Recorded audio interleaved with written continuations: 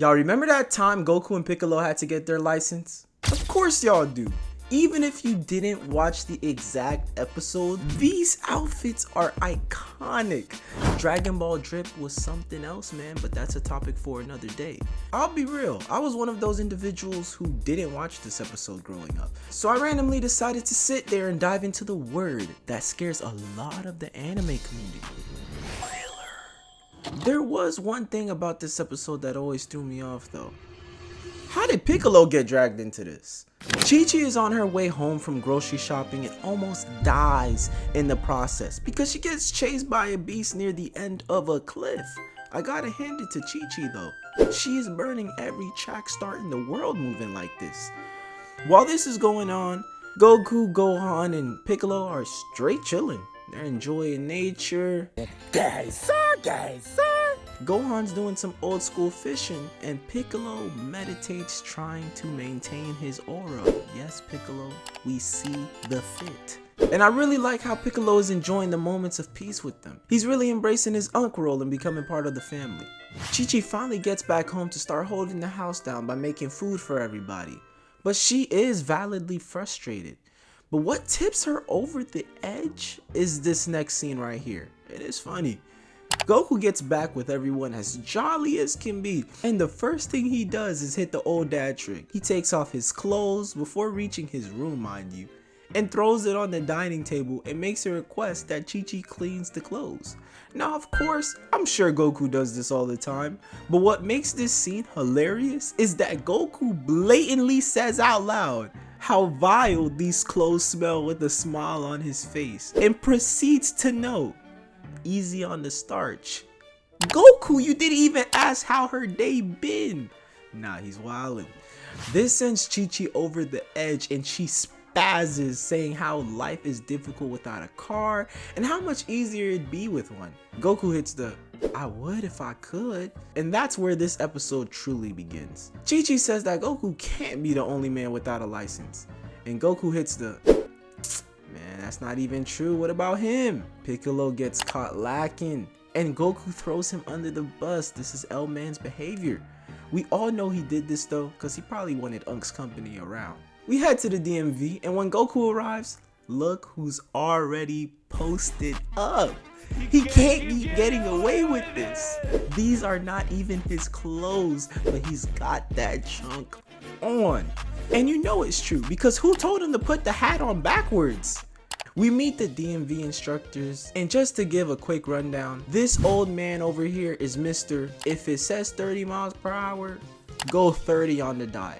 And Miss Lady over here, she looks innocent, but she is very wild on the road. Piccolo hops in the car to get started, and he's already getting sold by the vehicle. This belt buckle that's probably 100 degrees hit him, and he probably started having flashbacks to fighting Goku. The driver starts the car, and what did I tell y'all? This smile is devious and was the precursor to her going crazy on the road. On Goku's side of things, he can't even get started because his instructor can't open the door. Yeah, Grams, I think it's time to retire. Piccolo looks like he's getting the hang of it. I know y'all see his form, 2 hands on the wheel with good posture. He's serious about getting his license. Good job, Piccolo, you looking like me out there. Goku, on the other hand, is moving like a bag of rocks. He's told to turn the car on and put it in drive, but he presses the gas hard in reverse. When he actually gets on the road, he steps on the gas hard in drive on the opposite lane. He was a live threat on the road, putting everybody's lives in danger. I hope this wasn't bro's last day. I can't lie though, it is kind of impressive how Goku is dodging these cars. Maybe he isn't that bad. I was wrong. Right when I say this, he's asked to cut the ignition and decides to break the wheel. Sparkles and champagne. VIP my section, royalty looking sexy. With how bad it's going, I'm surprised they gave him another chance. Y'all let me know who's worse at driving, Goku or SpongeBob. Goku is now on the highway, and these driving instructors bear just as much responsibility for what happens. Because why would you think this is a good idea? Goku does start driving well though. He seems more calm behind the wheel, and he's actually going forward. He does Piccolo on the highway, and automatically Piccolo takes it as a challenge. This is license worthy moves right here, because watch how they both race. Look at how they hit the corner. This is a pro move right here. They understand it now, but the competitive nature got in the way too much because they end up blowing up both vehicles. At this point, this is the 4th attempt at trying to get them to be certified. And I appreciate these instructors, truly, but they also should be fired. Now you would hope for the final time they'll get it right. And they do. No faults here this time. They're driving the speed limit, correct form. But on this stormy day, things take a turn.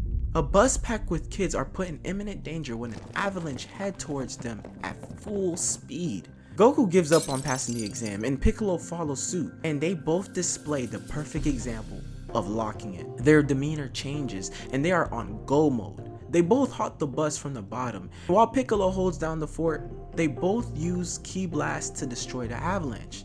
They got most of it, but to get that final boulder out of there, Goku uses an energy wave and saves the day. The sky clears up and everything finally calms down.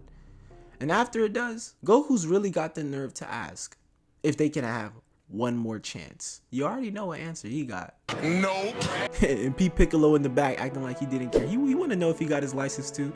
But yep, he gets the same exact answer. This episode was gas, and it made me realize sometimes fillers are important. Not every moment has to drive the plot forward.